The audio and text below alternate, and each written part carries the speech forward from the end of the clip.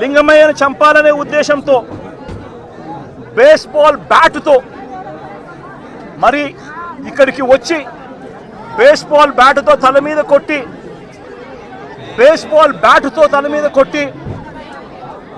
చంపిన నేపథ్యంలో ఎక్కడ కూడా పోలీసులు నమోదు చేసిన కేసుల్లో ఎక్కడా కూడా బేస్బాల్ బ్యాట్ ఉందని, బేస్బాల్ బ్యాట్తో కొట్టారని చెప్పి ఎక్కడే రాయరు.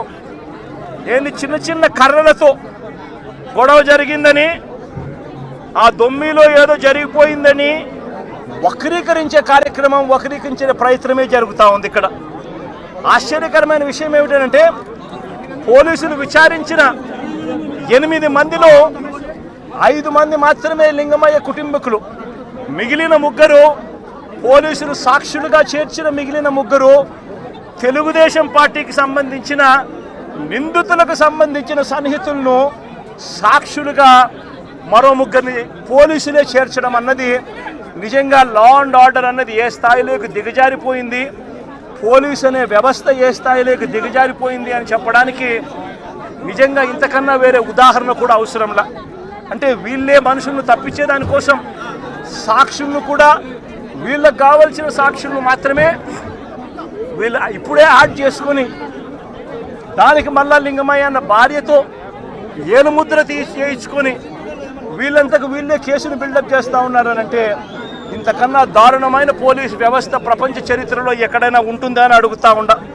వీళ్ళంతకు వీళ్ళే తప్పుడు సాక్ష్యాలు క్రియేట్ చేసి వీళ్ళంతకు వీళ్ళే కేసును నీరు కార్చే కార్యక్రమం జరుగుతూ ఉంది. నేను ఒకటే చెప్తా ఉన్నా, ఇక్కడ రామగిరిలో జరిగిన విషయమైనా కానీ రాష్ట్ర వ్యాప్తంగా వీళ్ళు చేస్తూ ఉన్న అన్యాయాలు అయితేనేమి, తిరుపతిలో డిప్యూటీ మేయర్ ఉప ఎన్నిక జరిగితే ఏకంగా బస్సులో ఉన్న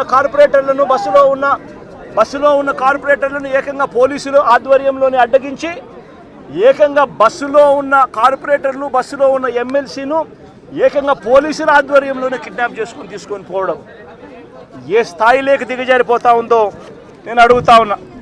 చంద్రబాబు నాయుడు గారు సొంత నియోజకవర్గం రామకుప్పంలో జరిగిన ఎంపీపీ ఎన్నిక కూడా అదే పరిస్థితి.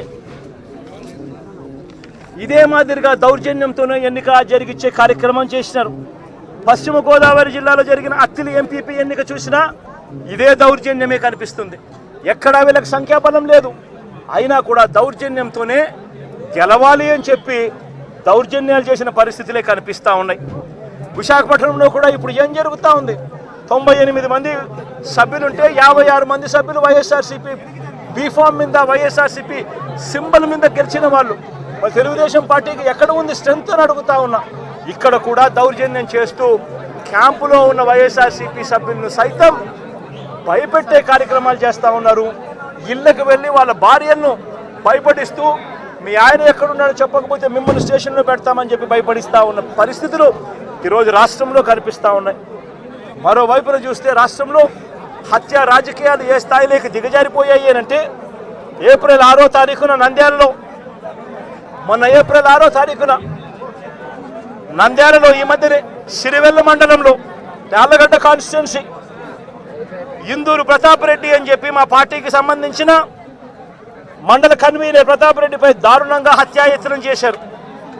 ఇదే చంద్రబాబు నాయుడు గారు ఇదే ఇందూరు ప్రతాప్ రెడ్డి అనే వ్యక్తి దేవాలయంలోకి వెళ్ళి పూజ చేస్తూ ఉండగా దాడులు చేయించాడు. ఇదే చంద్రబాబు నాయుడు గారు ముఖ్యమంత్రిగా ఉన్నప్పుడు 2017లో ప్రతాప్ రెడ్డి అన్నను ప్రభాకర్ రెడ్డిని అతని బావమర్దిని చంద్రబాబు నాయుడు గారి దగ్గర నుండి చంపించిన తర్వాత మా ప్రభుత్వం వచ్చిన తర్వాత ప్రతాప్ రెడ్డికి మేము గన్మెన్ సౌకర్యం మేము కల్పిస్తే చంద్రబాబు నాయుడు గారు వచ్చిన తర్వాత ఆ గన్మెన్ను తీసేసి చివరికి ప్రతాప్ రెడ్డిని చంపే కార్యక్రమం చేయడానికి ఏకంగా చంద్రబాబు నాయుడు గారు పురమాయించిన పరిస్థితులు మన కళ్ళ ఎదుటే కనిపిస్తూ ఉన్నాయి. మరోవైపున గత ఏడాది ఆగస్టు 3వ తారీఖున నంద్యాల జిల్లా మహానందిలో శ్రీశైలం నియోజకవర్గంలో సీతారాంపురంలో పసుపులేటి పెద్ద సుబ్బరాయుడు అతి దారుణంగా చంపిన ఘటన కూడా చూసాం. ఆ సుబ్బరాయుడు గారిని చంపినప్పుడు నేను కూడా ఆ ఊరికి వెళ్ళి తనను పరామర్శించి ఎంత దారుణంగా చంపారు, జరిగినది ఎంత అన్యాయము అని చెప్పి కూడా ప్రశ్నించడం జరిగింది. ఆ ఊరు నుంచి కరెక్ట్గా 10-15 నిమిషాల్లోనే జిల్లా హెడ్ క్వార్టర్స్, అక్కడే ఎస్పీ ఉంటాడు. అయినా దగ్గరుండి హత్య చేయించడం జరిగింది అదే గ్రామంలో. వైఎస్ఆర్సీపీకి సంబంధించిన బీసీ నాయకుడు సుబ్బరాయుడును చంపించే కార్యక్రమం. ఆశ్చర్యం ఏమిటంటే సుబ్బరాయుడు కుటుంబ సభ్యులు పోలీసులకు ఫోన్ చేసి 2-3 గంటల కిందట కూడా ఫోన్ చేసి ఊరిలో ఘటన జరగబోతా ఉంది, బయట నుంచి వ్యక్తులందరూ కూడా మోహరించినారు అని చెప్పినా కూడా కనీసం వచ్చి కాపాడే ప్రయత్నం కూడా జరగల. గత ఏడాది జూలై 23వ తారీఖున పల్నాడు జిల్లా పెదకూరుపాడులో కొసూరులో వైఎస్ఆర్సీపీ నాయకుడు ఈద సాంబిరెడ్డిని కూడా ఇనుప రాడ్లతో దారి కాచి రోడ్డులో కారు ఆపి కొట్టి చనిపోయాడని చెప్పి వదిలేసి వెళ్ళిపోయిన ఘటన. చివరకు తను హాస్పిటల్లో చేరడం, బ్రతకడం, ఈ రోజుకి కూడా తనకు 2 కాళ్ళు 2 చేతులు కూడా ఈ రోజుకి కూడా ఆపరేషన్ చేసి అవి బతికించే కార్యక్రమాలు చేసే కార్యక్రమాలు ఈ రోజు కూడా జరుగుతూ ఉంది. పల్నాడు జిల్లా వినుకొండలో గత ఏడాది జూలై 17వ తారీఖున వైఎస్ఆర్సీపీకి చెందిన రషీద్ అనే యువకుడిని దారుణంగా నరికి చంపిన పరిస్థితులు మన కళ్ళ ఎదుటే కూడా కనిపించాయి. ఈ ఘటన నేషన్ వైడ్ ఢిల్లీలో మేము దీక్ష చేస్తూ రషీద్ను చంపిన నడి రోడ్డు మీద చంపిన ఘటనను కూడా ఢిల్లీలో దీక్షను చేస్తూ యావత్ దేశానికి కూడా చూపించిన పరిస్థితి కూడా చూసాం.